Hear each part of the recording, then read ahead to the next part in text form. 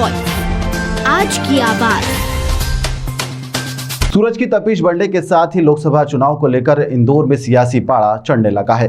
प्रत्याशी लगातार जनसंपर्क कर रहे हैं, नुक्कड़ सभाएं की जा रही है, जनसभा करने में जुटे हुए हैं। शुक्रवार को कांग्रेस के लोकसभा प्रत्याशी अक्षय कांति बम ने जिला कोर्ट परिसर में पार्टी के सैकड़ों कार्यकर्ताओं के साथ में जनसंपर्क किया। साथ ही वरिष्ठ अधिवक्ताओं का आशीर्वाद प्राप्त करने के साथ ही लोकसभा चुनाव में कांग्रेस के पक्ष में अधिक से अधिक मतदान करने की भी अपील करी है। इसका संकल्प अधिवक्ताओं से लिया गया है। मीडिया से चर्चा करते हुए अक्षय कांति बम ने बताया कि भारतीय जनता पार्टी के जो 8 लाख मतों से जीत के दावे किए जा रहे हैं वह सिर्फ खोखले दावे हैं। इससे पूर्व भारतीय जनता पार्टी के लोकसभा सांसद और वर्तमान लोकसभा के प्रत्याशी शंकर लालवानी पर सवाल उठाते हुए अक्षय कांति बम ने लालवानी के पास जनता को देने के लिए जवाब नहीं है, यह बात कही। उन्होंने कहा कि इसलिए वह किसी भी डिबेट में हिस्सा नहीं लेते हैं। आपको बता दें कि अधिवक्ताओं से परिचय प्राप्त करने के दौरान अधिवक्ता विनोद द्विवेदी ने अधिवक्ता अपूर्वा शुक्ला सहित कई लोग शामिल थे। इस दौरान अधिवक्ता विनोद द्विवेदी ने लोकसभा चुनाव में कांग्रेस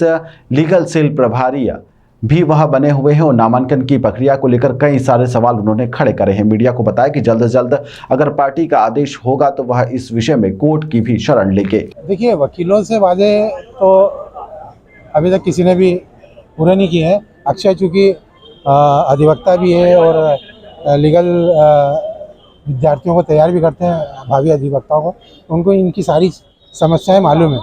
तो उनका प्रयास यही है कि अधिवक्ताओं के हित में जितनी भी चीज़ें हो सकती है, जैसे प्रोटेक्शन एक्ट की बात चल रही है, तो उन्होंने कहा आप अपना मसौदा तैयार कर देना, हम आपके लिए तैयार हैं। उसके अलावा आज तक एक ही चीज़ हुई है, जितने भी राजनेता आए हैं, चाहे वो मोदी जी भी हों, वो उनको भी वकीलों की ज़रूरत पड़ी है। तो जब उनको मुसीबत आती है तो वो वकीलों को तो याद कर लेते हैं, तो जब वकीलों को कोई आवश्यकता पड़ती है तो भूल जाते हैं। पहली बार कांग्रेस के अधिवक्ता प्रत्याशी यहाँ पर आए, जबकि अभी तक बीजेपी के प्रत्याशी 2 बार, तीसरी बार भी वो रह चुके हैं सांसद, पर अभी तक वो नहीं आए और अभी भी उन्हें घमंड है कि हम 8 लाख से जीत जाएंगे, हम 5 लाख से जीत जाते हैं, हम ये कर लेते हैं। हम लोग तो वो किसान है जो बंजर खेती को भी उपजाऊ बनाने का प्रयास कर रहे हैं और इस बार हमें ना परिस्थितियों को चैलेंज कर रहे हैं कि जो परिणाम होगा वो चौंकाने वाला होगा। नॉमिनेशन फॉर्म को लेकर भी कुछ गड़बड़ियां सामने आई है, जैसे संख्या को बीजेपी की तरफ से संख्या जो है ज़्यादा जा रही है, कांग्रेस की तरफ से रोका जा रहा है, इस विषय पर क्या कहना है? देखिए, ये तो मीडिया पूरा जानता है कि कल जो नॉमिनेशन हुआ है तो पहले 5 लोग शंकर जी के साथ, लालवानी जी के साथ थे, और उसके बाद उसी नॉमिनेशन को फिर कलेक्टर से वापस लेके फिर बाकी दूसरे 5 लोग आए। तो जब एक जगह पे आपने बंदिश लगा रखी थी कि 5 लोग ही अंदर जा सकते हैं, तो उस कमरे के अंदर 10 लोग कैसे गए?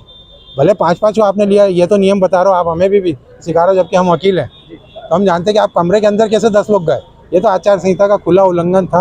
हमारी आपत्ति नहीं, अगर मैं चाहूँगा और पार्टी अगर निर्देशित करेगी, मैं हाईकोर्ट में इसको चैलेंज करूँगा। क्या इसके बाद में नेक्स्ट स्टेप रहेगा इस विषय को लेकर? इस विषय को लेकर रहेगा, निश्चित रहेगा। आचार संहिता का पालन अगर आप सबसे करा रहे थे, क्या वो निर्दलीय उम्मीदवार जो कि लोकसभा का सांसद का चुनाव लड़ रहा था, वो उम्मीदवार नहीं था? यहाँ पर हर व्यक्ति प्रत्याशी है, कोई पार्टी नहीं थी।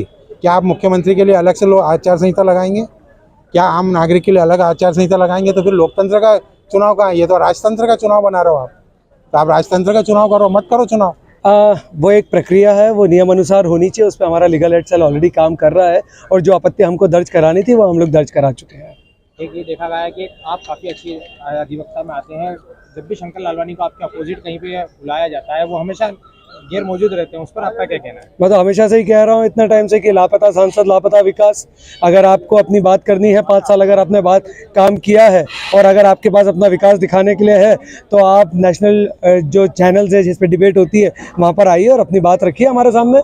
कई सारे नेशनल चैनल्स हैं, वहाँ से उनकी मौजूदगी नहीं है, आप बिल्कुल प्रेजेंट हो रहे हैं, जनता कह रही है कि दम है, तो उस विषय पर क्या कहना चाहेंगे? अक्षय कांति जी क्या कहेंगे इस विषय में? जो क्लेम करते हैं कि हम 8 लाख प्लस से जीतने वाले हैं, वो आधे घंटे का टॉक शो भी मेरे सामने अटेंड नहीं कर पाते हैं, तो ये मालूम पड़ता है कि पिछले 5 साल में कितना विकास हुआ है।